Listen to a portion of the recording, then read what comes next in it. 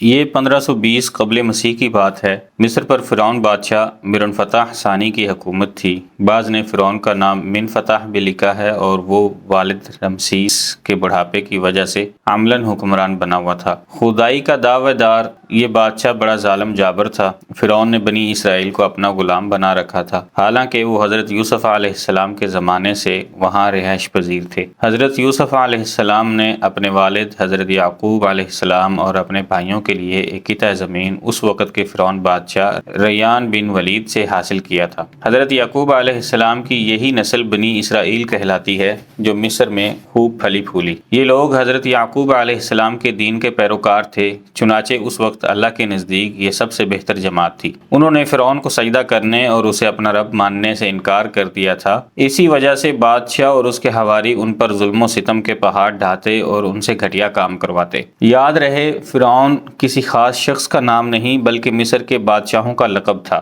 تاریخی حقائق کے مطابق 31 فراعنہ خاندانوں نے مصر پر یکے بعد دیگرے حکومت کی۔ سب سے آخری خاندان نے 332 قبل مسیح میں سکندر اعظم کے ہاتھوں شکست کھائی۔ حضرت موسیٰ علیہ السلام کا نام اور نسب مبارک یوں ہے: موسیٰ بن عمران بن قاہس بن عازر بن یعقوب بن اسحاق بن ابراہیم۔ حضرت موسیٰ علیہ السلام کی پیدائش مصر میں ہوئی۔ حضرت ہارون علیہ السلام آپ کے حقیقی بڑے بھائی تھے۔ حضرت موسیٰ علیہ السلام کی دعا کی بدولت اللہ تعالیٰ نے انہیں بھی نبوت عطا فرمائی اور حضرت موسیٰ علیہ السلام کا مددگار بنایا۔ اللہ تبارک و تعالیٰ نے حضرت موسیٰ علیہ السلام کی حیات طیبہ کے واقعات قرآن کریم کی مختلف صورتوں میں بیان فرمائے ہیں، کہیں تفصیل سے اور کہیں اختصار کے ساتھ، جبکہ آپ کا اسم مبارک قرآن مجید میں 128 بار آیا ہے۔ حضرت ابن عباس رضی اللہ عنہ اور حضرت ابن مسعود رضی اللہ عنہ سے مروی ہے کہ فرعون نے خواب دیکھا تھا کہ گویا ایک آگ بیت المقدس کی طرف سے چلی آ رہی ہے اور اس نے مصر کے گھروں اور تمام قبطیوں یعنی بنی اسرائیل کے مخالف فرعونیوں کے گروہ کو جلا ڈالا،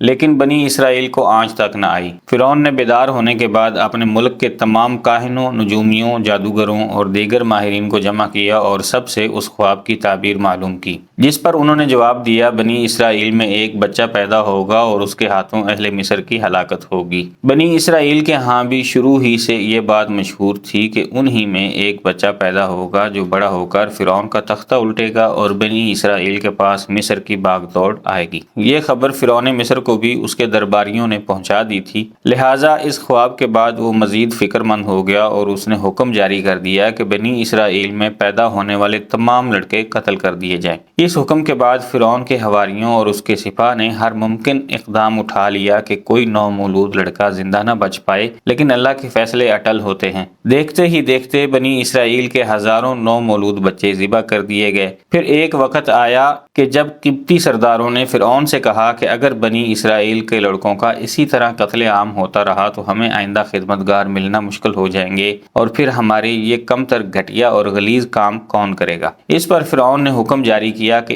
1 سال چھوڑ کر بچے قتل کیے جائیں۔ انہی حالات میں حضرت موسیٰ علیہ السلام پیدا ہوئے۔ نجومیوں نے فرعون کو اطلاع دی کہ بچہ پیدا ہو چکا ہے۔ اس اطلاع نے فرعون کو بدحواس کر دیا اور اس کے سپاہ نے گھر گھر تلاش شروع کر دی۔ حضرت موسیٰ علیہ السلام کے بھائی حضرت ہارون علیہ السلام سال امان میں پیدا ہوئے تھے، جبکہ حضرت موسیٰ علیہ السلام قتل والے سال پیدا ہوئے، مگر اللہ نے ان کی حفاظت کا سامان اس طرح فرمایا کہ ان کی والدہ پر معمول کے مطابق حمل کے آثار ظاہر نہیں ہوئے، جس سے فرعون کی چھوڑی ہوئی دائیوں کی نگاہ میں نہ آئیں۔ یوں ولادت کا مرحلہ تو خاموشی سے گزر گیا اور حکومت کے علم میں نہ آ سکا، لیکن ولادت کے بعد بھی قتل کا اندیشہ موجود تھا۔ اللہ تعالیٰ نے اس کا حل بھی موسیٰ علیہ السلام کی والدہ کو سمجھا دیا، چنانچہ انہوں نے بچے کو صندوق میں لٹا کر دریائے نیل میں ڈال دیا۔ قرآن مجید میں ارشاد باری تعالیٰ ہے: ہم نے موسیٰ کی ماں کو وحی کی کہ اسے دودھ پلاتی رہے اور جب تجھے اس کی نسبت کوئی خوف معلوم ہو تو اسے دریا میں بہا دینا اور کوئی ڈر، خوف یا رنج اور غم نہ کرنا،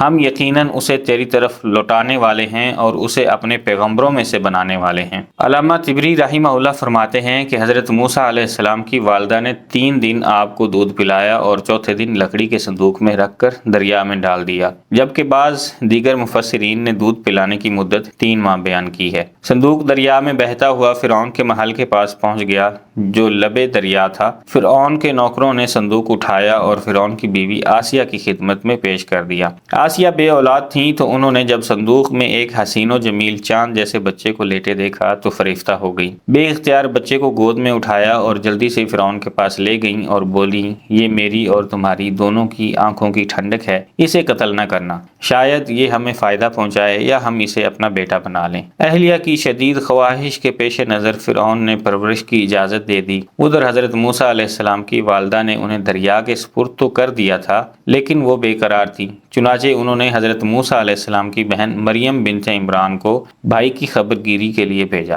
مریم دور سے صندوق کو دیکھتے ہوئے دریا کے کنارے کنارے چلتی ہوئی فرعون کے محل تک پہنچ گئیں، جہاں فرعون کی بیوی دیگر عورتوں کے ساتھ بڑی دیر سے معصوم بچے کو دودھ پلانے کی کوششوں میں مصروف تھیں، لیکن کوئی آیا انہیں دودھ پلانے میں اور چپ کروانے میں کامیاب نہیں ہو رہی تھی۔ قرآن مجید میں ارشاد باری تعالی ہے، اور ہم نے پہلے ہی سے اس پر دائیوں کے دودھ حرام کر دیے تھے۔ جوں جوں وقت گزرتا جا رہا تھا، بھوکے بچے کی بےتابی دیکھ کر آسیہ کی بے چینی بڑھتی جا رہی تھی۔ حضرت موسیٰ علیہ السلام کی بہن مریم دروازے پر کھڑی یہ سب منظر دیکھ رہی تھی، بالآخر بول پڑی، کیا میں تمہیں ایسا گھر نہ بتاؤں کہ جو تمہارے لیے اس بچے کو پالیں اور اس کی خیر خواہی سے پرورش کریں۔ فرعون کی بیوی کی خواہش پر مریم جلدی سے جا کر اپنی والدہ کو محل میں لے آئیں اور حضرت موسیٰ علیہ السلام نے فوری طور پر اپنی والدہ کی چھاتی سے لگ کر دودھ پی لیا۔ یوں اللہ تعالیٰ نے آپ کی والدہ سے کیا ہوا وعدہ پورا کر دکھایا۔ ارشاد باری تعالیٰ ہے، تو ہم نے ان کو ان کی ماں کے پاس پہنچا دیا تاکہ اس کی آنکھیں ٹھنڈی ہوں اور وہ غم نہ کھائیں اور جان لیں کہ اللہ کا وعدہ سچا ہے، لیکن اکثر لوگ نہیں جانتے۔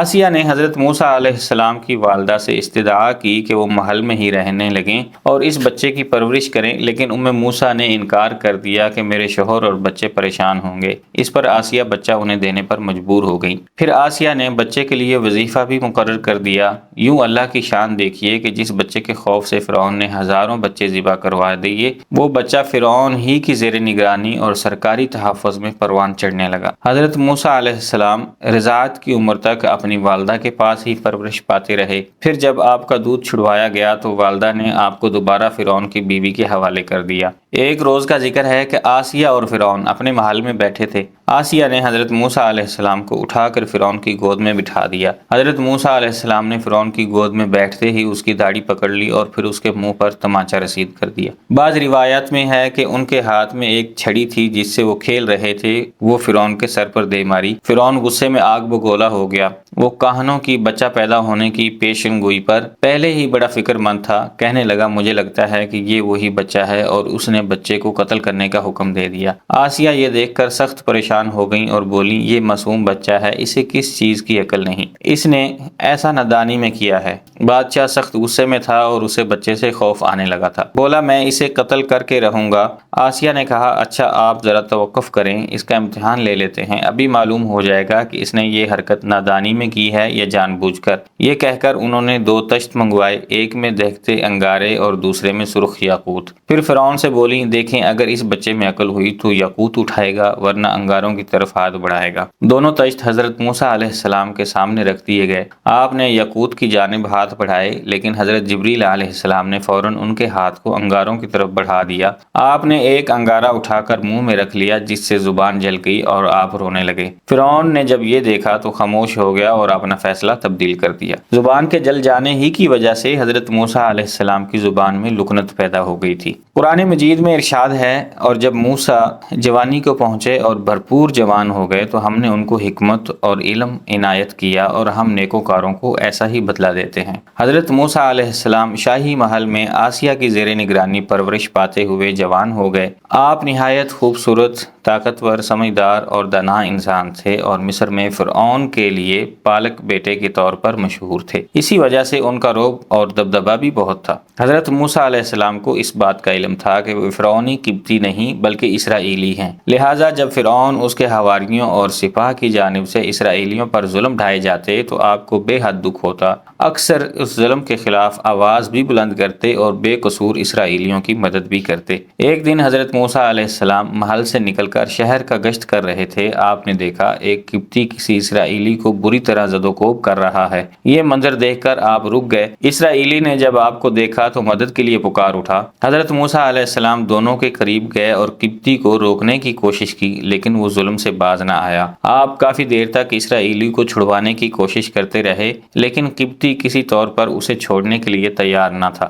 آخر کار موسیٰ علیہ السلام سے ضبط نہ ہو سکا اور اسے ایک مکہ رسید کر دیا جس سے وہ مر گیا، حالانکہ آپ کی نیت اسے مارنے کی نہ تھی۔ قبطی کے قتل کی خبر فرعون سمیت پورے مصر میں پھیل چکی تھی، لیکن کسی کو قاتل کا پتہ نہ تھا اور سپاہی قاتل کی تلاش میں سرگرداں تھے۔ دوسرے دن حضرت موسیٰ علیہ السلام پھر گشت پر نکلے۔ خیال تھا کہ قبطی کے قتل کے رد عمل کا اندازہ ہو سکے۔ ابھی کچھ ہی دور گئے تھے کہ دیکھا وہی اسرائیلی کسی دوسرے قبطی سے جھگڑا کر رہا ہے۔ اس نے جب حضرت موسیٰ علیہ السلام کو دیکھا تو پھر مدد کے لیے پکارا۔ آپ علیہ السلام نے فرمایا، بے شک تو ہی سری گمراہ شخص ہے، اور پھر قبطی کو چھڑوانے کے لیے آگے بڑھے۔ اسرائیلی نے سمجھا کہ یہ مجھ پر غصہ کر رہے ہیں اور آج مجھے مار ڈالیں گے، جس طرح تم نے کل ایک قبطی کو مارا۔ تو فوراً چلا اٹھا، اے موسیٰ، آج مجھے قتل کرنا چاہتے ہو؟ قبطی نے جب یہ سنا تو فوراً فرعون کو خبر بھجوا دی، اور فرعون نے حضرت موسیٰ علیہ السلام کی گرفتاری کا حکم دے دیا۔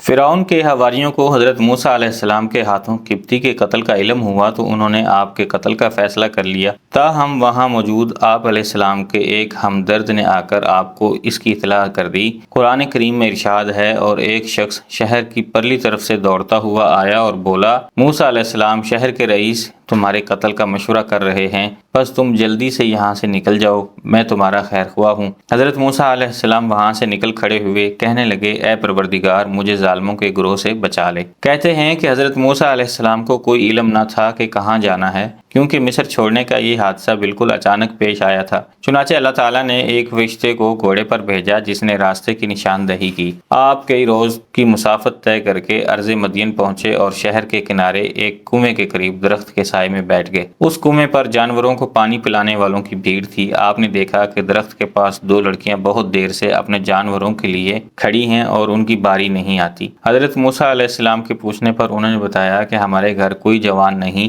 والد بہت ضعیف ہیں۔ جب سب لوگ اپنے جانوروں کو پانی پلا کر چلے جائیں گے تو پھر ہم اپنے جانوروں کو پانی پلائیں گے۔ حضرت موسیٰ علیہ السلام یہ سن کر کھڑے ہو گئے۔ آپ جوان بھی تھے اور طاقتور بھی تھے۔ آپ نے لڑکیوں کے مویشیوں کو پکڑا اور لوگوں کے بیچ میں سے راستہ بناتے ہوئے کنویں تک پہنچ گئے۔ کنویں سے پانی نکال کر سب مویشیوں کو سیر ہو کر پانی پلایا اور واپس آ گئے۔ لڑکیوں نے آپ کا شکریہ ادا کیا اور گھر کی طرف چلی گئیں۔ مفسرین نے لکھا ہے کہ وہ حضرت شعیب علیہ السلام کی صاحبزادیاں تھیں۔ جب وہ وقت سے پہلے گھر پہنچ گئیں تو حضرت شعیب علیہ السلام کو تعجب ہوا اور جلد آنے کی وجہ دریافت کی، جس پر لڑکیوں نے پورا واقعہ بتایا۔ حضرت شعیب علیہ السلام خوش ہوئے اور فرمایا، جاؤ اور اللہ کے اس نیک اجنبی بندے کو میرے پاس لے آؤ۔ حضرت موسیٰ علیہ السلام ایک لمبا سفر طے کر کے مصر سے مدین پہنچے تھے۔ کچھ زیادہ راہ بھی ساتھ نہ تھا، جبکہ سفر کی تھکن اور بھوک سے نڈھال تھے۔ قرآن مجید میں ارشاد باری تعالی ہے، تھوڑی دیر میں ان میں سے ایک عورت شرم و حیا سے چلتی ہوئی ان کی طرف آئی اور کہنے لگی،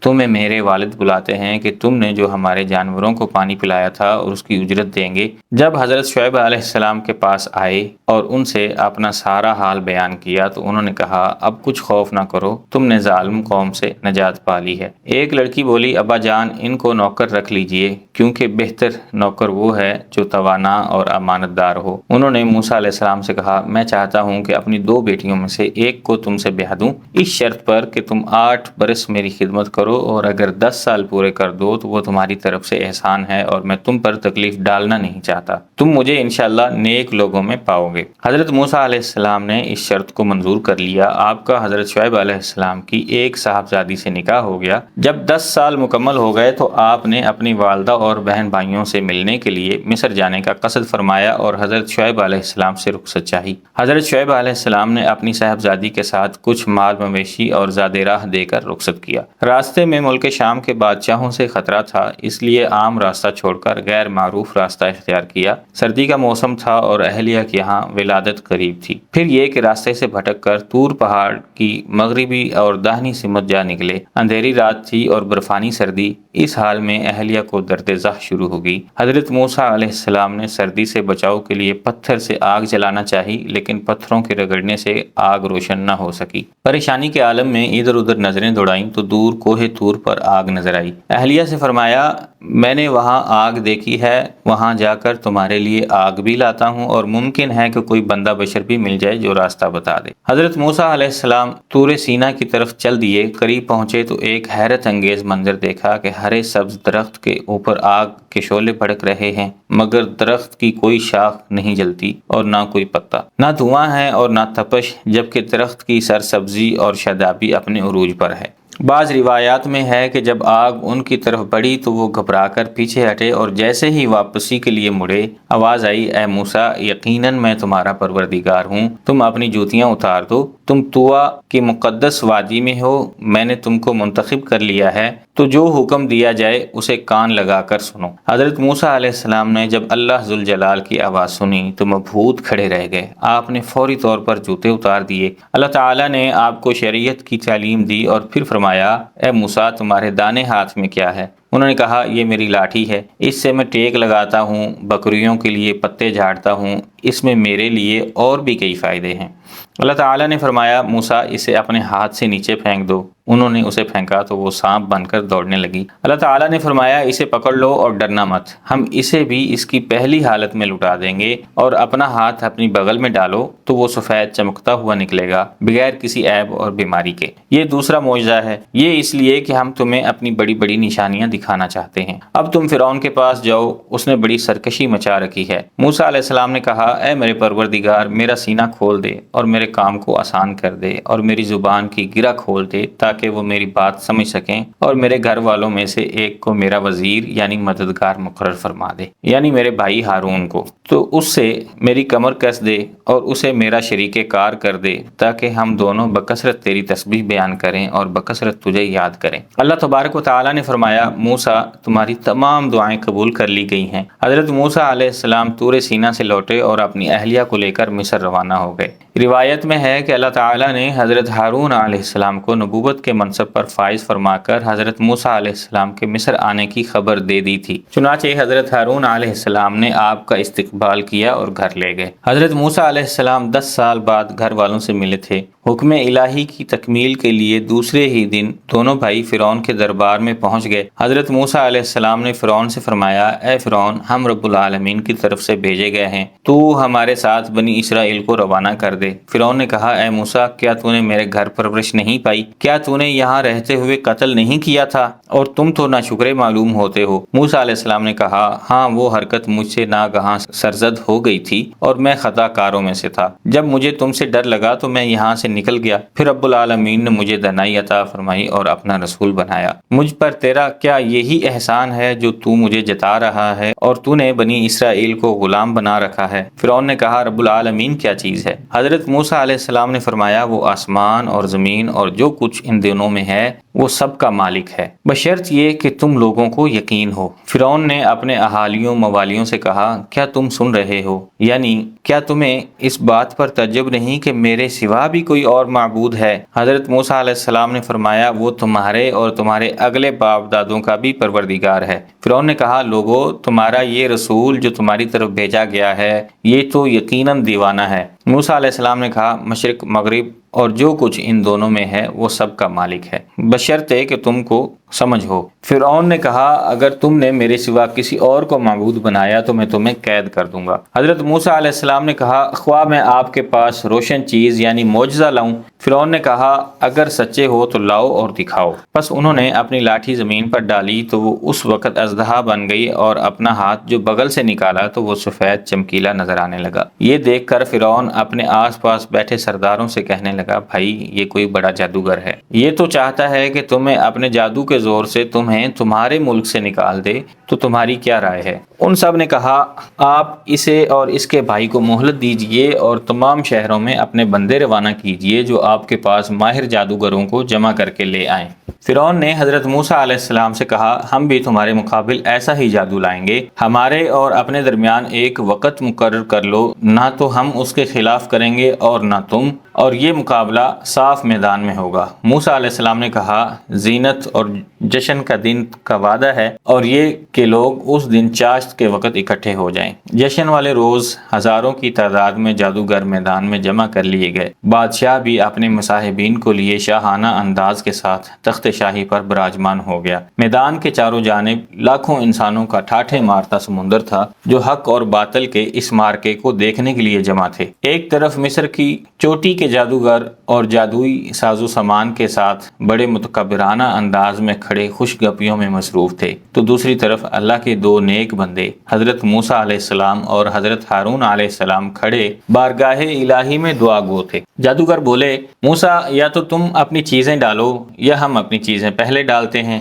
موسیٰ علیہ السلام نے کہا، پہلے تم ڈالو۔ جب انہوں نے چیزیں ڈالیں تو ان کی رسیاں اور لاٹھیاں جادو کے زور سے دوڑتی ہوئی محسوس ہونے لگیں۔ اس وقت موسیٰ علیہ السلام کے دل میں خوف پیدا ہوا تو اللہ نے وحی بھیجی، اے موسیٰ ڈرو نہیں، بلا شبہ تم ہی غالب آؤ گے، ذرا اپنا عصا زمین پر پھینکو اور پھر دیکھو۔ چنانچہ لاٹھی کا زمین پر پھینکنا تھا کہ وہ ایک بڑے خوفناک اژدہے میں تبدیل ہو گئی اور جو کچھ جادوگروں نے بنایا تھا ان سب کو نگل لیا۔ یہ دیکھ کر جادوگر سجدے میں گر گئے اور پکار اٹھے، ہم تمام جہاں کے مالک پر ایمان لائے جو موسیٰ علیہ السلام اور ہارون علیہ السلام کا رب ہے۔ فرعون کے لیے یہ سب کچھ بڑا عجیب، نہایت حیرت انگیز اور بہت غمناک تھا۔ وہ جن جادوگروں کے ذریعے فتح اور غلبے کی آس لگائے بیٹھا تھا وہ سب نہ صرف مغلوب ہو گئے بلکہ موسیٰ علیہ السلام کے رب پر ایمان بھی لے آئے۔ فرعون نے غضبناک ہو کر کہا، میری اجازت کے بغیر تم لوگ اس شخص پر ایمان لے آئے، یقیناً یہ تم سب سے بڑا جادوگر ہے، میں تم سب کے ہاتھ پاؤں کاٹ کر سولی پر لٹکا دوں گا۔ انہوں نے کہا، کوئی حرج نہیں،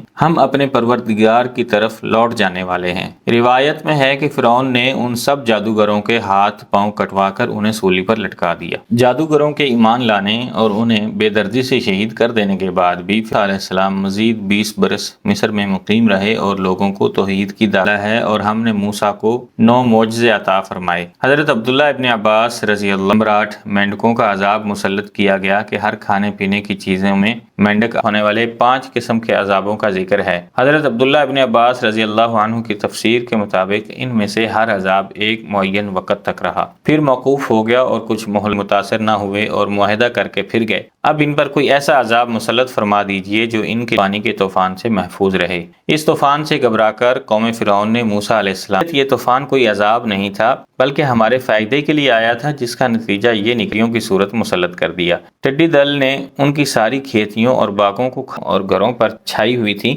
جبکہ بنی اسرائیل کے مکانات، زمینیں اور باغات کا اتنا ذخیرہ موجود ہے کہ سال بھر کھا سکتے ہیں، تو پھر سرکشی اور عہد شکنی پر روایت ہے کہ فرعون اور اس کے لشکر کی ہلاکت یوم عاشور کو ہوئی۔ امام بخاری رحمہ اللہ نے فرمایا، حضرت ابن عباس رضی اللہ عنہ سے مروی ہے کہ رسول اکرم صلی اللہ علیہ وسلم مدینہ منورہ تشریف لائے تو یہود عاشورہ یعنی 10 محرم کا روزہ رکھے ہوئے تھے، تو نبی اکرم صلی اللہ علیہ وسلم نے دریافت کیا کہ یہ کون سا روزہ ہے جو تم رکھتے ہو؟ انہوں نے کہا، یہ وہ دن ہے جب موسیٰ علیہ السلام کو فرعون پر غلبہ حاصل ہوا تھا۔ تو نبی اکرم صلی اللہ علیہ وسلم نے اپنے اصحاب رضی اللہ عنہم سے فرمایا، تم موسیٰ علیہ السلام کے زیادہ حقدار ہو، لہٰذا تم بھی روزہ رکھو۔ حضرت موسیٰ علیہ السلام فرعون کے غرق ہونے کے بعد بنی اسرائیل کے ساتھ بحیرہ احمر پار کر کے وادی سینا کی جانب چلے گئے۔ راستے میں ایک ایسی قوم کے پاس سے گزرے جو بتوں کو پوجتی تھی۔ بنی اسرائیل نے جب یہ دیکھا تو کہنے لگے، اے موسیٰ،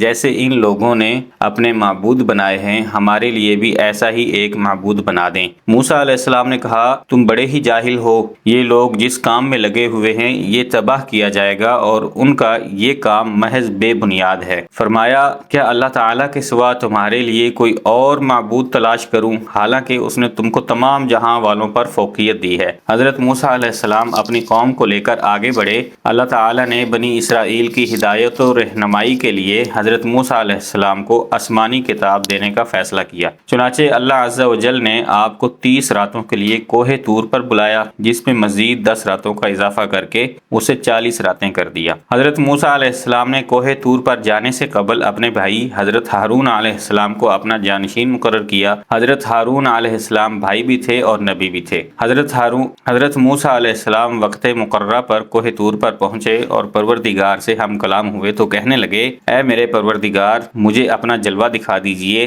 میں آپ کو ایک نظر دیکھ لوں۔ ارشاد ہوا تم مجھ کو ہرگز نہیں دیکھ سکتے، لیکن تم اس پہاڑ کی طرف دیکھتے رہو، اگر وہ اپنی جگہ برقرار رہا تو تم بھی مجھے دیکھ سکو گے۔ اور جب ان کے رب نے پہاڑ پر تجلی فرمائی تو تجلی نے اس کے پرخچے اڑا دیے اور موسیٰ علیہ السلام بے ہوش ہو کر گر پڑے۔ پھر جب ہوش میں آئے تو عرض کیا بے شک آپ کی ذات پاک ہے، میں آپ کے حضور میں توبہ کرتا ہوں اور میں سب سے پہلے آپ پر ایمان لانے والا ہوں۔ ارشاد ہوا کہ اے موسیٰ میں نے تم کو اپنے پیغام اور اپنے کلام سے لوگوں میں ممتاز کیا ہے، تو جو میں نے تم کو عطا کیا ہے اسے پکڑ رکھو اور میرا شکر بجا لاؤ۔ اور ہم نے تورات کی تختیوں میں ان کے لیے ہر قسم کی نصیحت اور ہر چیز کی تفصیل لکھ دی۔ یہ حضرت موسیٰ علیہ السلام کا اللہ عز و جل سے ہم کلامی کا دوسرا واقعہ تھا۔ حضرت موسیٰ علیہ السلام جب 40 راتوں کے لیے کوہ طور گئے تو پیچھے سامری نامی ایک قبطی نے جو حضرت موسیٰ علیہ السلام کا پڑوسی تھا اور یہ ظاہر آپ علیہ السلام پر ایمان لا کر ساتھ ہو گیا تھا، بنی اسرائیل سے سونے کے زیورات اکٹھے کر کے ایک بچھڑا تیار کیا جس میں اس نے حضرت جبرائیل علیہ السلام کے گھوڑے کے سموں کے نیچے کی مٹی بھی شامل کر دی۔ یہ مٹی اس نے چپکے سے اس وقت لے لی تھی جب حضرت جبرائیل علیہ السلام ان لوگوں کو دریا پار کروا رہے تھے۔ یہ بچھڑا جب تیار ہو گیا تو یہ کچھ بیل کی آواز نکالتا تھا، یعنی جب اس میں ہوا داخل ہو جاتی تو اس میں سے گائے یا بیل کی آواز نکلتی۔ اس آواز سے سامری نے بنی اسرائیل کو گمراہ کیا اور بولا یہی تمہارا اصل معبود ہے۔ قرآن پاک میں ارشاد ہے پھر اس نے ان کے لیے ایک بچڑا بنا دیا، یعنی بچڑے کا بت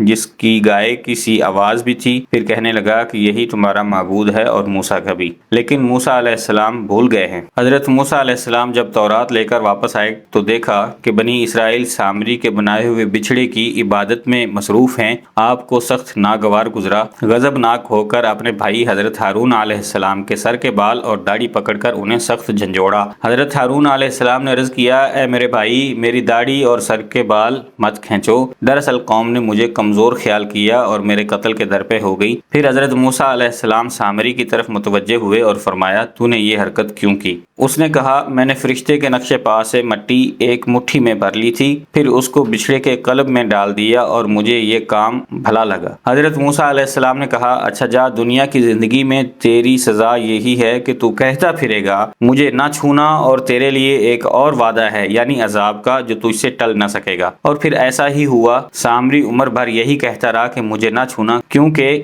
اسے چھوتے ہی چھونے والا اور سامری دونوں شدید بخار میں مبتلا ہو جاتے۔ پھر وہ انسانوں کی بستی سے نکل کر جنگل میں چلا گیا جہاں جانوروں کے ساتھ زندگی گزاری اور عبرت کا نمونہ بن گیا۔ حضرت موسیٰ علیہ السلام نے اس بچڑے کو جلا کر دریا میں پھینک دیا۔ حضرت موسیٰ علیہ السلام نے جب تورات سے درس و تدریس شروع کی تو بنی اسرائیل ایک مرتبہ پھر ہیلے بہانے کرنے لگے اور بولے اے موسیٰ ہم یہ کیسے یقین کر لیں کہ یہ اللہ کا کلام ہے؟ ہو سکتا ہے کہ تم نے خود ہی بنا لیا ہو۔ اس صورتحال پر حضرت موسیٰ علیہ السلام نے ایک بار پھر اللہ تعالیٰ سے رجوع کیا۔ اللہ تعالیٰ نے فرمایا اے موسیٰ اس قوم کے منتخب افراد کو لے کر کوہ طور پر آ جاؤ تاکہ ہم ان کو اپنا کلام سنا دیں اور انہیں یقین آ جائے۔ حضرت موسیٰ علیہ السلام نے ان میں سے 70 سرکردہ افراد چنے اور انہیں کوہ طور پر لے گئے، اور جب اپنے کانوں سے اللہ کا کلام سن لیا تو بولے جب تک ہم اللہ کو خود سے نہ دیکھ لیں کیسے یقین کریں؟ ان کی اس ہٹ درمی اور سرکشی پر کوہ طور لرز اٹھا اور اوپر سے شدید بجلی کڑکی جس کی دہشت سے یہ سب بظاہر مردہ ہو گئے۔ حضرت موسیٰ علیہ السلام نے اللہ تعالیٰ سے دعا کی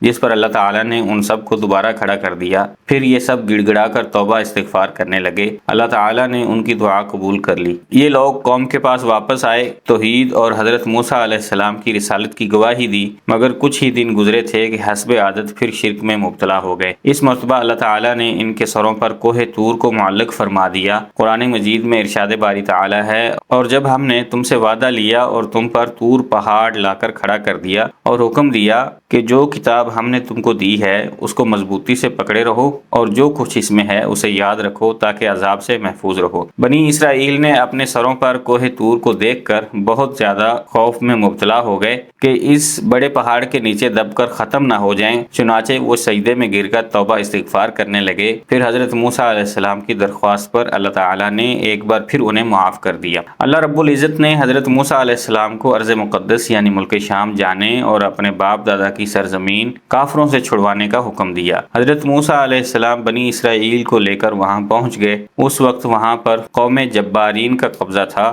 یہ لوگ عجیب خوفناک شکل و صورت اور ہیبت ناک قد و قامت کے مالک تھے۔ ان کے ظلم و ستم اور قہر و جبر کی داستانیں عام تھیں۔ بنی اسرائیل نے جب شہر سے باہر ان کے حالات سنے تو شہر میں داخل ہونے اور ان سے جہاد کرنے سے انکار کر دیا۔ وہ بولے موسیٰ جب تک وہ لوگ وہاں ہیں ہم ہرگز وہاں نہیں جائیں گے، اگر لڑنا ہی ہے تو آپ اور آپ کا پروردگار جا کر ان سے لڑائی کر لیں، ہم تو یہیں بیٹھے ہیں۔ حضرت موسیٰ علیہ السلام اپنی قوم کی تمام تر نافرمانیوں اور بےہودگیوں کو اب تک بڑے صبر و تحمل سے برداشت کرتے چلے آئے تھے اور ان کے لیے دعا گو رہتے اور اللہ تعالیٰ سے انہیں معافی بھی دلوا دیتے، لیکن ان کے اس جواب پر بے حد غمگین اور رنجیدہ ہو گئے اور ان کے لیے بد دعا فرماتے ہوئے انہیں فاسقین کے نام سے پکارا۔ اللہ تعالیٰ نے اپنے رسول کی دعا قبول فرمائی اور انہیں مصر اور شام کے درمیان میدان تہ میں قید کر دیا اور وہ 40 سال اس میدان میں بھٹکتے رہے۔ حضرت موسیٰ علیہ السلام اور حضرت ہارون علیہ السلام بھی ان کے ساتھ تھے، جو ان کی غلطیوں اور نافرمانیوں پر اللہ تعالیٰ سے معافی طلب کرتے رہتے، جس کی برکت سے سزا کے دوران بھی اللہ تعالیٰ کی نعمتیں برستی رہیں۔ انہوں نے حضرت موسیٰ علیہ السلام سے دھوپ کی شکایت کی تو آپ کی دعا سے ان کے سروں پر ابر کا سایہ کر دیا گیا۔ پھر بھوک کی شکایت کی تو حضرت موسیٰ علیہ السلام کی دعا سے اللہ تعالیٰ نے من و سلوہ نازل فرما دیا۔ من ایک قسم کے دانے تھے جو زمین میں پھیلے ہوئے تھے، بنی اسرائیل انہیں پیس کر روٹی بنا لیتے، جبکہ سلوہ ایک قسم کے پرندے تھے جو دریا کی طرف سے آتے تھے۔ مدتوں یہ لوگ من و سلوہ کھاتے رہے، نہ ان کے کپڑے میلے ہوتے اور نہ ہی پھٹتے۔ جب ان کو پانی کی حاجت ہوتی تو وہ بھی عطا کر دیا جاتا۔ اللہ تعالیٰ نے فرمایا اور جب موسیٰ نے اپنی قوم کے لیے پانی مانگا تو ہم نے کہا کہ اپنی لاٹھی پتھر پر مارو۔ انہوں نے لاٹھی ماری تو اس میں سے 12 چشمے پھوٹ نکلے اور تمام لوگوں نے اپنا اپنا گھاٹ معلوم کر کے پانی پی لیا۔ ہم نے حکم دیا کہ اللہ کی عطا فرمائی ہوئی روزی کھاؤ اور پیو، مگر زمین پر فساد نہ کرتے پھرو۔ بنی اسرائیل نے حسب عادت نعمت خداوندی کی ناشکری کرتے ہوئے ادنا چیزوں کی فرمائش کر دی۔ قرآن کریم میں ارشاد باری تعالی ہے اور جب تم نے کہا کہ اے موسیٰ ہم سے ایک قسم کے کھانے پر ہرگز صبر نہ ہو سکے گا، اس لیے اپنے رب سے دعا کیجئے کہ وہ ہمیں زمین کی پیداوار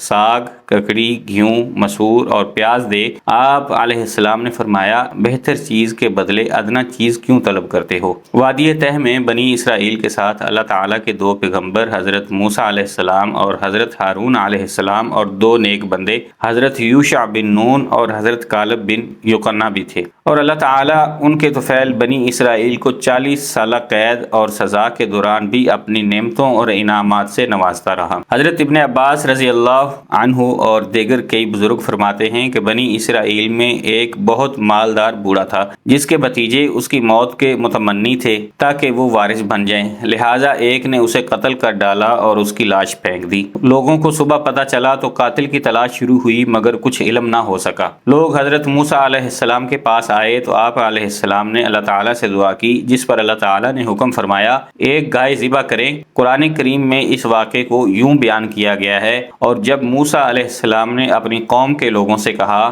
کہ اللہ تم کو حکم دیتا ہے کہ ایک بیل ذبح کرو تو وہ بولے کیا تم ہم سے مذاق کرتے ہو؟ موسیٰ علیہ السلام نے کہا میں اللہ کی پناہ مانگتا ہوں کہ نادان بنوں۔ انہوں نے کہا اپنے پروردگار سے پوچھ کر بتائیں کہ وہ بیل کس طرح کا ہو۔ پروردگار فرماتا ہے وہ بیل نہ بوڑھا ہو اور نہ بچڑا بلکہ ان کے درمیانی ہو، یعنی جوان ہو، سو جیسا تم کو حکم دیا گیا ہے ویسا کرو۔ انہوں نے کہا اپنے پروردگار سے پوچھ کر بتائیے کہ اس کا رنگ کیسا ہو۔ موسیٰ علیہ السلام نے کہا پروردگار فرماتا ہے کہ اس کا رنگ گہرا زرد ہو کہ دیکھنے والوں کے دل خشک کر دے۔ انہوں نے کہا پروردگار سے پھر درخواست کیجئے کہ ہم کو بتا دے کہ وہ اور کس طرح کا ہو، کیونکہ بہت سے بیل ہمیں ایک دوسرے کے مشابہ معلوم ہوتے ہیں۔ پھر اللہ تعالیٰ نے چاہا تو ہمیں ٹھیک بات معلوم ہو جائے گی۔ موسیٰ علیہ السلام نے کہا اللہ تعالیٰ فرماتے ہیں وہ بیل کام میں نہ لگا ہوا ہو، نہ زمین جوتتا ہو اور نہ ہی کھیتی کو پانی دیتا ہو، اس میں کسی طرح کے داغ نہ ہو۔ غرض بڑی مشکل سے انہوں نے اس بیل کو ذبح کیا تو ہم نے کہا اس بیل کا کوئی سا ٹکڑا مقتول کو مارو، اس طرح اللہ مردوں کو زندہ کرتا ہے اور تم کو اپنی قدرت کی نشانیاں دکھاتا ہے تاکہ سمجھو۔ اللہ تعالیٰ کے حکم کے مطابق گائے کے گوشت کا ایک حصہ مقتول کے جسم سے ملایا گیا تو وہ زندہ ہو کر کھڑا ہو گیا، اس کی رگوں سے خون بہ رہا تھا۔ پھر حضرت موسیٰ علیہ السلام نے اس سے سوال کیا کہ تجھے کس نے قتل کیا؟ اس نے جواب دیا مجھے فلاں بھتیجے نے قتل کیا۔ یہ کہہ کر وہ مر گیا اور جیسا تھا ویسا ہی ہو گیا۔ اللہ تبارک و تعالی نے حضرت موسیٰ اور حضرت خضر علیہ السلام کا قصہ قرآن کریم کی 18ویں سورت یعنی سورہ کہف کی آیت نمبر 60 سے 82 تک میں تفصیل بیان فرمائی ہے۔ اس واقعے کی تفصیل صحیح بخاری اور مسلم میں بھی روایت ہے۔ حضرت ابی بن کعب بیان کرتے ہیں کہ رسول اکرم صلی اللہ علیہ وسلم نے فرمایا ایک مرتبہ حضرت موسیٰ علیہ السلام اپنی قوم بنی اسرائیل میں خطبہ دینے کے لیے کھڑے ہوئے تو لوگوں نے آپ سے سوال کیا کہ تمام انسانوں میں سب سے زیادہ علم والا کون ہے؟ حضرت موسیٰ علیہ السلام کے علم میں اپنے سے زیادہ علم والا کوئی نہ تھا، اس لیے فرمایا کہ میں سب سے زیادہ علم والا ہوں۔ اللہ تعالیٰ انبیاء کرام کو خاص تربیت دیتے ہیں، اس لیے یہ بات پسند نہ آئی۔ ادب کا تقاضا یہ تھا کہ اسے اللہ کے علم کے حوالے کرتے، یعنی کہہ دیتے کہ اللہ تعالیٰ ہی جانتے ہیں کہ ساری مخلوق میں عالم کون ہے۔ حضرت موسیٰ علیہ السلام کے اس جواب پر وحی آئی کہ ہمارا ایک بندہ مجمع البحرین پر ہے، وہ آپ سے زیادہ عالم ہے۔ موسیٰ علیہ السلام کو جب یہ معلوم ہوا تو اللہ تعالیٰ سے درخواست کی کہ وہ مجھ سے زیادہ عالم ہے تو مجھے ان سے استفادے کے لیے سفر کرنا چاہیے۔ اس لیے عرض کیا یا اللہ مجھے ان کا پتہ نشان بتا دیجئے۔ اللہ تعالیٰ نے فرمایا کہ ایک مچھلی اپنی زنبیل میں رکھ لو اور مجمع البحرین کی طرف سفر کرو، جس جگہ پہنچ کر وہ مچھلی گم ہو جائے بس وہی جگہ ہمارے اس بندے کے ملنے کی ہے۔ موسیٰ علیہ السلام نے حکم کے مطابق ایک مچھلی زنبیل میں رکھی اور چل دیے۔ ان کے ساتھ ان کے خادم یوشع بن نون بھی تھے۔ دوران سفر ایک پتھر کے پاس پہنچ کر اس پر سر رکھ کر لیٹ گئے۔ اچانک مچھلی حرکت میں آئی اور زنبیل سے نکل کر دریا میں چلی گئی۔ مچھلی کے زندہ ہو کر دریا میں چلے جانے کے ساتھ ایک دوسرا معجزہ یہ ہوا کہ جس راستے سے مچھلی دریا میں گئی تھی اللہ تعالیٰ نے وہاں پانی کا جریان روک دیا اور اس جگہ پانی کے اندر ایک سرنگ جیسی ہو گئی۔ یوشع بن نون اس عجیب واقعے کو دیکھ رہے تھے۔ موسیٰ علیہ السلام بیدار ہوئے تو یوشع بن نون مچھلی کا یہ عجیب معاملہ انہیں بتانا بھول گئے اور اس جگہ سے روانہ ہو گئے۔ پورے ایک دن اور ایک رات مزید سفر کے بعد جب موسیٰ علیہ السلام نے اپنے رفیق سے کہا ہمارا ناشتہ لاؤ، اس پر یوشع بن نون کو مچھلی کا واقعہ یاد آیا اور اپنے بھول جانے کا عذر کیا کہ شیطان نے مجھے بھلا دیا تھا، اور پھر بتایا کہ وہ مچھلی تو زندہ ہو کر دریا میں ایک عجیب طریقے سے چلی گئی تھی۔ اس پر موسیٰ علیہ السلام نے فرمایا وہی ہماری منزل مقصود تھی جہاں مچھلی زندہ ہو کر گم ہوئی۔ چنانچہ اسی وقت واپس روانہ ہو گئے اور ٹھیک اس راستے سے لوٹے جس پر پہلے چلے تھے تاکہ وہ جگہ مل جائے۔ جب اس پتھر کے پاس پہنچے تو دیکھا کہ اس پتھر پر ایک شخص سر سے پاؤں تک چادر تانے لیٹا ہے۔ حضرت موسیٰ علیہ السلام نے سلام کیا تو حضرت خضر علیہ السلام نے کہا اس غیر آباد جنگل میں سلام کہاں سے آ گیا؟ اس پر موسیٰ علیہ السلام نے کہا میں موسیٰ ہوں۔ تو حضرت خضر علیہ السلام نے سوال کیا موسیٰ بن اسرائیل؟ آپ نے جواب دیا ہاں۔ موسیٰ بن اسرائیل اس لیے آیا ہوں کہ مجھے وہ خاص علم سکھا دیں جو اللہ تعالیٰ نے آپ کو دیا ہے۔ خضر علیہ السلام نے کہا کہ آپ میرے ساتھ صبر نہیں کر سکیں گے؟ موسیٰ علیہ السلام نے فرمایا انشاءاللہ آپ مجھے صبر کرنے والا پائیں گے اور میں کسی کام میں آپ کی مخالفت نہیں کروں گا۔ حضرت خضر علیہ السلام نے فرمایا اگر آپ میرے ساتھ چلنے کے لیے تیار ہیں تو کسی معاملے کے متعلق مجھ سے کچھ نہیں پوچھنا جب تک کہ میں خود اس کی حقیقت نہ بتا دوں۔ یہ کہہ کر دونوں دریا کے کنارے چلنے لگے۔ اتفاقاً ایک کشتی آئی تو کشتی والوں سے اس پر سوار ہونے کی بات کی جنہوں نے انہیں بغیر کسی کرائے کے کشتی میں سوار کر لیا۔ حضرت خضر علیہ السلام نے سوار ہوتے ہی ایک کلہاڑے کے ذریعے کشتی کا ایک تختہ نکال دیا۔ حضرت موسیٰ علیہ السلام سے رہا نہ گیا، کہنے لگے ان لوگوں نے بغیر کسی معاوضے کے ہمیں کشتی میں سوار کیا، آپ نے اس کا یہ بدلہ دیا کہ ان کی کشتی ہی توڑ ڈالی، یہ سب غرق ہو جائیں گے، یہ تو آپ نے بہت برا کام کیا۔ خضر علیہ السلام نے کہا میں نے آپ کو پہلے ہی کہا تھا کہ آپ صبر نہیں کر سکیں گے۔ اس پر موسیٰ علیہ السلام نے عذر کیا کہ میں اپنا وعدہ بھول گیا تھا، اس بھول پر آپ سخت گیری نہ کریں۔ اسی اثنا میں ایک چڑیا آئی اور کشتی کے کنارے بیٹھ کر اس نے دریا میں سے چونچ بھر پانی پی لیا۔ خضر علیہ السلام نے موسیٰ علیہ السلام کو مخاطب کرتے ہوئے کہا میرا علم اور آپ کا علم دونوں مل کر اللہ کے علم کے مقابلے میں اتنی حیثیت بھی نہیں رکھتے جتنی اس چڑیا کی چونچ کے پانی کو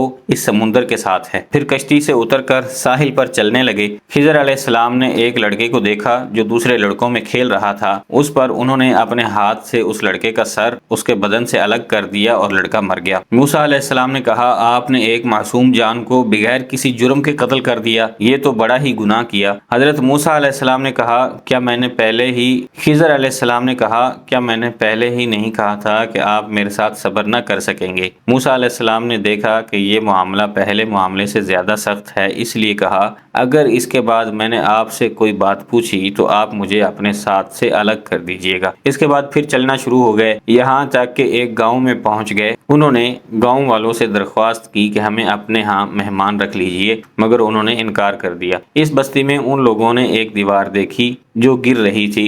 حضرت خضر علیہ السلام نے اسے اپنے ہاتھ سے سیدھا کھڑا کر دیا۔ موسیٰ علیہ السلام نے تعجب سے کہا ہم نے ان لوگوں سے مہمانی چاہی تو انہوں نے انکار کر دیا، اور آپ نے اتنا بڑا کام کیا ہے، اگر آپ چاہتے تو اس کی اجرت لے سکتے تھے۔ خضر علیہ السلام نے کہا اب شرط پوری ہو چکی، اس لیے ہماری اور آپ کی مفارقت کا وقت آ گیا ہے۔ اس کے بعد خضر علیہ السلام نے تینوں واقعات کی حقیقت بتا دی۔ حضرت خضر علیہ السلام نے کشتی ناکارہ کرنے کے بارے میں فرمایا، وہ کشتی چند مسکینوں کی تھی جو دریا میں کام کاج کرتے تھے، میں نے اس میں کچھ توڑ پھوڑ کرنے کا ارادہ کر لیا کیونکہ آگے ایک بادشاہ تھا جو ہر صحیح سالم کشتی کو جبراً ضبط کر لیتا تھا۔ اس طرح اس کشتی میں نقص پیدا ہو گیا اور وہ ضبط ہونے سے محفوظ رہی۔ لڑکے کو قتل کرنے کی وجہ بیان کرتے ہوئے فرمایا اس لڑکے کے والدین نیک اور ایمان والے تھے، ہمیں اندیشہ ہوا کہ وہ بڑا ہو کر بد کردار ہوگا، کہیں انہیں اپنی سرکشی اور کفر سے عاجز و پریشان نہ کر دے، اس لیے ہم نے چاہا کہ انہیں ان کا پروردگار اس کے بدلے اس سے بہتر پاکیزگی والا اور اس سے زیادہ محبت اور پیار والا بچہ عنایت فرمائے۔ دیوار کا قصہ یہ ہے کہ اس شہر میں 2 یتیم بچے ہیں جن کا خزانہ ان کی اس دیوار کے نیچے دفن ہے۔ ان کا باپ بڑا نیک شخص تھا، تو تمہارے رب کی چاہت تھی کہ یہ دونوں یتیم اپنی جوانی کی عمر میں آ کر یہ خزانہ نکالیں۔ یہ تمہارے پروردگار کی مہربانی ہے اور یہ کام میں نے اپنی طرف سے نہیں کیے، یہ ان باتوں کی حقیقت ہے جس پر تم صبر نہ کر سکے۔ قرآن کریم کی 28ویں سورت سورۃ القصص کی آیت 76 تا 83 میں اللہ تعالی قارون کا ذکر فرماتے ہیں۔ قارون حضرت موسیٰ علیہ السلام کے زمانے میں بنی اسرائیل کا ایک بہت امیر و کبیر لیکن نہایت متکبر، مغرور، ظالم اور حاسد شخص تھا۔ قرآن کریم کے مطابق اس کے خزانوں کی کنجیاں کئی طاقتور لوگ مل کر بڑی مشکل سے اٹھا پاتے۔ حضرت عطا رحمہ اللہ سے روایت ہے کہ اسے حضرت یوسف علیہ السلام کا ایک مدفون خزانہ مل گیا تھا۔ یحییٰ بن سلام اور سعید بن مسیب رحمہ اللہ نے فرمایا کہ قارون سرمایہ دار تھا اور فرعون کی طرف سے بنی اسرائیل کی نگرانی پر مامور تھا۔ اس عہدے پر رہ کر اس نے بنی اسرائیل کو بہت ستایا۔ حضرت ابن عباس رضی اللہ عنہ کی روایت ہے کہ یہ حضرت موسیٰ علیہ السلام کا چچا زاد تھا۔ بعض روایات میں ہے کہ قارون تورات کا حافظ اور عالم تھا، ان 70 اصحاب میں سے تھا جن کو حضرت موسیٰ علیہ السلام نے میقات کے لیے منتخب فرمایا تھا، مگر اسے اپنے علم پر ناز و غرور پیدا ہو گیا تھا اور اسے اپنا ذاتی کمال سمجھ بیٹھا تھا۔ روح المعانی میں محمد بن اسحاق رحمہ اللہ کی روایت سے نقل کیا گیا ہے کہ قارون تورات کا حافظ تھا اور دوسرے بنی اسرائیل سے زیادہ اسے تورات یاد تھی، مگر سامری کی طرح منافق ثابت ہوا۔ اس کی منافقت کا سبب دنیا کی جاہ و عزت کی بے جا حرص تھی۔ پورے بنی اسرائیل کی سیادت حضرت موسیٰ علیہ السلام کو حاصل تھی اور ان کے بھائی حضرت ہارون علیہ السلام ان کے وزیر اور شریک نبوت تھے۔ اس کو یہ حسد ہوا کہ میں بھی تو ان کی برادری کا بھائی اور قریبی رشتہ دار ہوں، میرا اس سیاست و قیادت میں کوئی حصہ کیوں نہیں؟ چنانچہ موسیٰ علیہ السلام سے اس کی شکایت کی۔ حضرت موسیٰ علیہ السلام نے فرمایا یہ جو کچھ ہے اللہ تعالیٰ کی طرف سے ہے، مجھے اس میں کوئی دخل نہیں، مگر وہ اس پر مطمئن نہ ہوا اور حضرت موسیٰ علیہ السلام سے حسد کرنے لگا۔ فرمان الہی ہے کہ ایک روز قارون بڑی آرائش و ٹھاٹھ اور شان و شوکت کے ساتھ اپنی قوم کے سامنے نکلا۔ جو لوگ دنیا کے طالب تھے کہنے لگے جیسا مال و متاع قارون کو ملا ہے کاش ایسا ہی ہمیں ملے، اور یہ تو بڑا ہی صاحب نصیب ہے۔ لیکن جن لوگوں کو اللہ تعالیٰ نے علم دے رکھا تھا اور جو صاحب ایمان تھے وہ کہنے لگے تم پر افسوس ہے، مومنوں اور نیکوکاروں کے لیے جو ثواب اور اجر اللہ تعالیٰ کے ہاں تیار ہے وہ اس سے کہیں زیادہ بہتر ہے، اور وہ صرف صبر کرنے والوں کو ملے گا۔ قارون ایک بخیل شخص تھا جسے مال و دولت سے بے حد محبت تھی اور وہ نہ زکوٰۃ دیتا اور نہ اپنا مال غریبوں پر خرچ کرتا۔ حضرت موسیٰ علیہ السلام کی بار بار تنبیہ کے باوجود اس کا غرور و تکبر، بغض، حسد، بخیلی اور غریبوں سے نفرت روز بروز بڑھتی جا رہی تھی۔ بالآخر اللہ تعالیٰ نے اسے اس کے مال و دولت سمیت زمین میں دفن کر دیا۔ قرآن مجید میں ارشاد باری تعالیٰ ہے پس ہم نے قارون کو اور اس کے گھر کو زمین میں دھنسا دیا، اور یوں اللہ تعالیٰ نے ایک امیر و کبیر، مغرور اور بخیل شخص کو رہتی دنیا تک کے لیے عبرت کا نشان بنا دیا۔ بنی اسرائیل صحرائے تہ میں 40 برس تک بھٹکتے رہے، روز سفر کرتے لیکن شام کو اسی جگہ موجود ہوتے جہاں سے صبح چلے تھے۔ حضرت موسیٰ علیہ السلام اور حضرت ہارون علیہ السلام بھی ساتھ تھے۔ ایک دن صحرائے تہ میں ہور نامی پہاڑ پر پہنچے تو حضرت ہارون علیہ السلام کا انتقال ہو گیا اور انہیں وہیں دفن کر دیا گیا۔ 120 برس کی عمر میں حضرت موسیٰ علیہ السلام کا بھی انتقال ہو گیا۔ بنی اسرائیل کے سب لوگ بھی مر کھپ گئے۔ بنی اسرائیل کے اولاد اور حضرت یوشع بن نون علیہ السلام اور حضرت کالب علیہ السلام باقی بچ گئے۔ 40 برس کی مدت پورے ہونے کے بعد اللہ تعالیٰ کے حکم سے حضرت یوشع بن نون علیہ السلام کی قیادت میں بنی اسرائیل شام اور بیت المقدس میں داخل ہوئے۔ صحیح بخاری میں حضرت ابو ہریرہ رضی اللہ عنہ سے مروی ہے کہ ملک الموت کو حضرت موسیٰ علیہ السلام کی طرف بھیجا گیا۔ جب آپ کے پاس پہنچے تو آپ نے انہیں ایک تھپڑ رسید کر دیا تو ملک الموت واپس اپنے رب کے پاس پہنچے اور عرض کیا، آپ نے مجھے ایسے بندے کے پاس بھیجا جو موت کا ارادہ نہیں رکھتے۔ اللہ تعالیٰ نے فرمایا، واپس جاؤ اور انہیں کہو کہ بیل کی پشت پر ہاتھ رکھیں تو ان کے ہاتھ کے نیچے جتنے بال آ جائیں گے ہر بال کے بدلے 1 سال زندگی ملے گی۔ تو حضرت موسیٰ علیہ السلام نے پوچھا، اے پروردگار پھر کیا ہوگا؟ فرمایا، پھر موت ہے۔ حضرت موسیٰ علیہ السلام نے فرمایا، تو پھر اب ہی صحیح۔ پھر آپ نے دعا فرمائی، اے اللہ اس آخری وقت میں مجھے ارض مقدس کے قریب کر دے۔ اللہ تعالیٰ نے آپ کی دعا قبول فرمائی۔ فرشتے نے انہیں ایک عمدہ خوشبو سنگائی اور روح قبض کر لی۔ فرشتوں نے آپ کی نماز جنازہ ادا فرمائی اور دفن کیا۔ مسند احمد میں حضرت انس بن مالک رضی اللہ عنہ سے روایت ہے کہ رسول اکرم صلی اللہ علیہ وسلم نے فرمایا، جس رات مجھے آسمانوں پر لے جایا گیا تو موسیٰ علیہ السلام کے پاس سے گزر ہوا، آپ وہاں سرخ ٹیلے کے پاس اپنی قبر میں کھڑے نماز ادا فرما رہے تھے۔ مفسرین لکھتے ہیں کہ اللہ تعالیٰ نے امت محمدیہ پر دن رات میں 50 نمازیں فرض فرمائی تھیں۔ جب رسول اکرم صلی اللہ علیہ وسلم حضرت موسیٰ علیہ السلام کے پاس سے گزرے تو انہوں نے فرمایا، واپس جائیے اور اپنی امت کے لیے نمازوں میں تخفیف کا سوال کیجیے، کیونکہ میں بنی اسرائیل کو بہت آزما چکا ہوں۔ تو حضور اکرم صلی اللہ علیہ وسلم موسیٰ علیہ السلام اور اللہ تعالیٰ کے درمیان بار بار آتے جاتے رہے اور ہر مرتبہ نمازوں میں تخفیف ہوتی رہی، حتیٰ کہ دن رات میں 5 نمازوں تک تخفیف ہو گئی۔ تو اللہ تعالیٰ نے فرمایا، یہ ہیں 5 لیکن ثواب 50 ہی کا ملے گا۔